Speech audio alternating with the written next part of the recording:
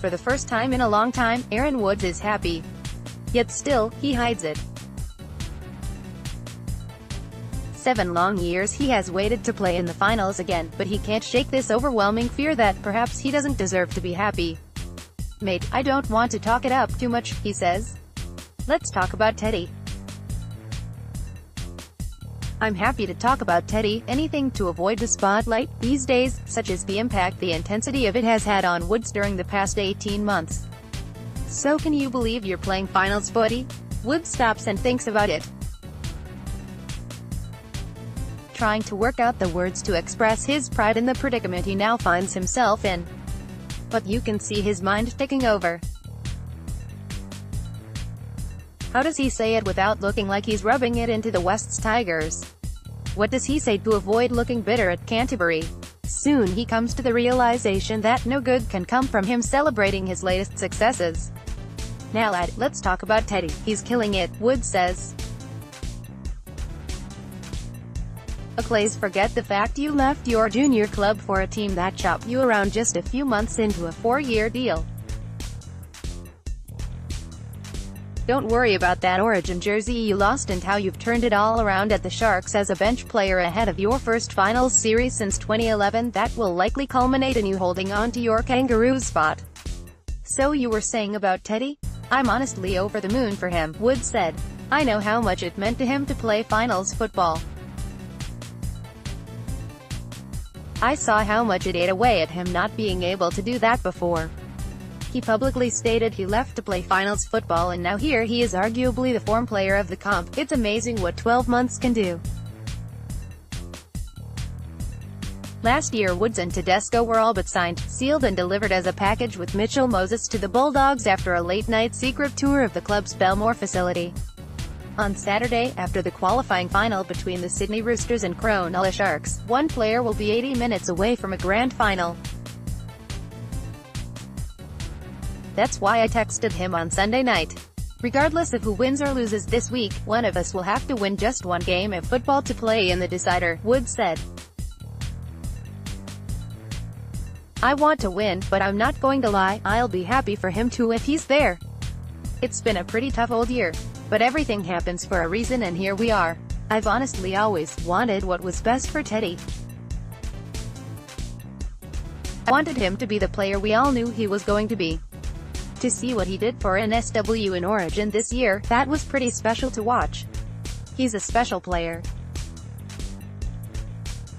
I know what he's been through and the pain of what he has to endure, which is all part of why it means so much to play his first ever finals game." On Sunday night, Tedesco posted a photo of himself on Instagram in a Roosters jersey with the caption, "Finals footy, how good." Luke Brooks, presumably midway through the end of the West's Tigers end-of-season celebrations, fired back, "Finals footy, what's that?"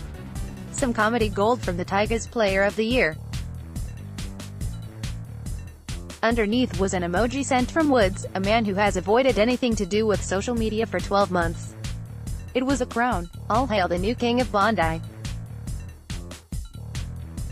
What that kid has been through with his body over the years, no one has the right to deny him of the happiness this week will bring him, Woods said. People said he would never be the same player again, but he's better than ever before.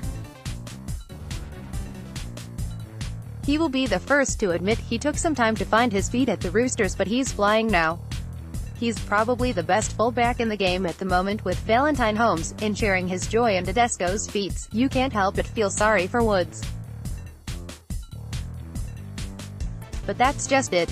He doesn't want sympathy. He doesn't want to point the finger or look back at what could have been. He just wants to be happy. Even if that means avoiding happiness to be happy. I'm sweet mate, he says. I don't need to talk about how I feel. I just want to keep doing what I'm doing to keep feeling like this. Elliott antics out of character. Adam Elliott was plastered on the front page of the Daily Telegraph on Tuesday in nothing but his birthday suit. That morning he was preparing to undergo off-season surgery. Those close to Elliott say he's shaken up by the incident. He is one of the genuine nice guys of the competition and was Canterbury's nominee for the Ken Stephen Medal for outstanding service to the community. Even though he was embarrassed with the events that unfolded on Mad Monday, he has previously conducted himself like a role model since entering the NRL. Ponga for PM's 13 Newcastle are weighing up whether Kalyn Ponga should represent Australia in the Prime Minister's 13 game against Papua New Guinea in a month's time. Kangaroos coach Mal Meninga will predominantly pick players that missed out on finals football, and Ponga is in line for selection. However, Ponga missed the last 2 games of the year through injury, and the Knights aren't sure if he will be right to play against the Kumals in Port Moresby on October 6. The likes of Jake and Tom Turbojevic, Nick Kodrick and David Klemmer are expected to be part of the match. Gibbs can see Cleary's now. Bryce Gibbs was awarded life membership at the Wests Tigers presentation at Curzon Hall on Monday night, and in typical Gibbs fashion he left the room in raptures with a comment he made in his acceptance speech. "Hopefully Ivan can stick around, maybe you can bring your son next year too. Well played." Klemmer cuts ties with agent David. Klemmer has sorted out the details of his drawn-out split from his agent David Riolo and will be free to appoint another manager in the new year.